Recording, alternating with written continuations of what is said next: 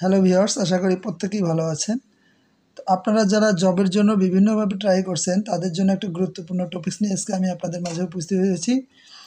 তো আজকে যে টপিকস নিয়ে আলোচনা করব সেটি হচ্ছে যে সকল দেশের মুদ্রার নাম পাউন্ড। যে সকল দেশের মুদ্রার নাম পাউন্ড, এটা মনে রাখার জন্য একটা শর্টকাট টেকনিক, সেটা হচ্ছে আমি জুলেখাকে একটি SMS দিলাম। আপনাদের মনে রাখতে হবে, আমি জুলেখাকে একটি SMS দিলাম।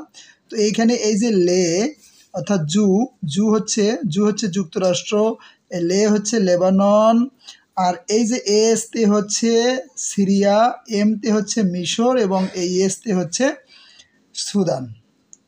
আশা করি প্রত্যেকেই বুঝতে পেরেছেন। আমাদের মনে রাখতে হবে জুলেখাকে একটি SMS দিলাম। এখানে জুলে আর হচ্ছে SMS, জুলে SMS অর্থাৎ 5টি দেশের মুদ্রার নাম হচ্ছে পাউন্ড। আশা করি বুঝতে পেরেছেন। সবাইকে ধন্যবাদ।